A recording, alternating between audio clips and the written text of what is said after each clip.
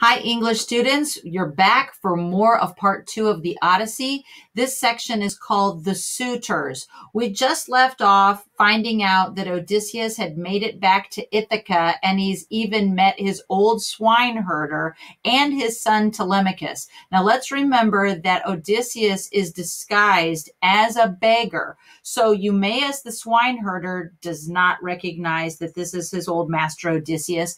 Telemachus, however, does know. Now, Telemachus is kind of in this scene, but he's off to the side. We are going to feature Odysseus being wily and cunning. Odysseus, dressed as a beggar, is going to go into the main area of his palace as a beggar, and he's going to look around and see all of the dozens of suitors that are there who are partying, eating his food, basically trashing his palace and taking advantage of his wife Penelope. They all wanted Odysseus to be dead. They want Telemachus, the son, to be dead because they want to take over this gorgeous island in this palace and take Penelope for their own. But when Odysseus comes in as a beggar, he's going to be looking for some help as a beggar. All of you out there know how we are supposed to treat people that come to our door that need assistance. So let's read the section about the suitors. All right. Still disguised as a beggar, Odysseus enters his home. He is confronted by the haughty Antinous. This guy is really buff and he's like really stuck on himself, right? It says, but here Antinous broke in shouting, "Oh God, what evil wind blew in this pest? Get over, stand in the passage. Nudge my table, will you?" Maybe Odysseus is not just a beggar. Maybe he also smells and he's really gross looking, right? And he's like, "Egyptian whips are sweet to what you'll come to here, you nosing rat. Making your pitch to everyone. These men have bread to throw away on you because it's not even theirs. Who cares? Who spares another's food when he has more than plenty?" In other words, they can throw bread at you because this belongs to the real owners of this house. With guile, Odysseus drew away, and then he said, "A pity that you have more looks than heart. You'd grudge a pinch of salt from your own larder to your own handyman. And you sit here fat on other people's meats, and you cannot bring yourself to rummage out a crust of bread for me." And then that makes Antinous so mad. It says, Antinous's heart beat hard, and then glowering under his brows, he answered, "Now, you think he'll shuffle off and get away after that impudence? Oh, no, you don't." And then a stool that he was sitting on, he let fly against the man's right shoulder. That is Odysseus, on the packed muscle under the shoulder blade, like solid rock for all the effect that one saw. So when Antinous breaks the stool over Odysseus's shoulder, it just splinters and breaks apart because what's underneath that beggar disguise is hard as steel. Remember, Athena is with him.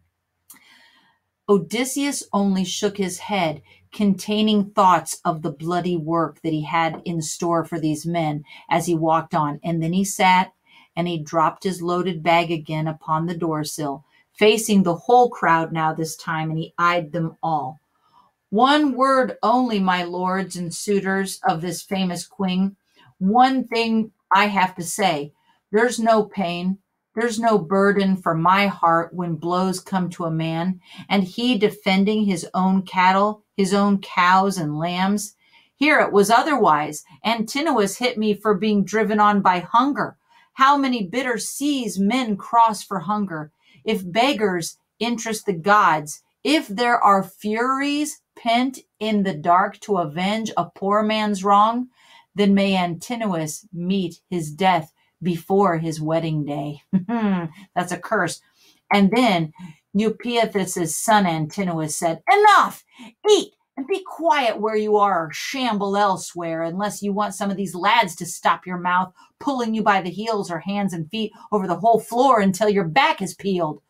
But now the rest of the suitors there, they were mortified, and someone spoke from the crowd of the young bucks to rebuke him because they're like, You're not supposed to do that. And this young guy says, a poor show that, hitting this famished tramp. Bad business. If he happened to be a god, you know how they go in foreign disguise, the gods do, looking like strangers and turning up in towns and settlements to keep an eye on manners, good or bad. But at this notion, Antinous only shrugged. He's a little bit like Polyphemus, and he's like, I don't care what you're saying. Your threats mean nothing to me. Telemachus, though, Odysseus' son, after the blow his father bore, he sat still without a tear, even though in his heart he felt the blow. Slowly he shook his head from side to side, containing murderous thoughts. Now, Penelope, on the higher level of her room, because they are down in a courtyard, and Penelope is up on the second floor of the palace, she heard the blow and knew who gave it because she's so used to Antinous. And now she murmured, would God you could be hit yourself, Antinous, hit by Apollo's bow shot. And Eurynomy, her housekeeper, also put in, he and no other. If all we pray for came to pass, not one would live until dawn. And her gentle mistress said, Penelope says, oh, Nan, they're all a bad lot, and they intend ruin for us. But Antinous, he appears the blacker-hearted hound than any. Here is a poor man come, a wanderer driven by want to beg his bread, and everyone in hall gave him bits to cram his bag. Only Antinous threw a stool and banged his shoulder. And so she described it, sitting in her chamber among her maids, while her true lord was eating. And then she called in the forester and said, she calls in Eumaeus, go to that man on my behalf, Eumaeus, and send him here so I can greet him and I can question him. Abroad in the great world, he may have heard rumors about Odysseus and may have known him. So here is Odysseus's chance to see his wife Penelope after 20 years. But let's remember that when he sees her for the first time, after all these years, he is disguised as a beggar.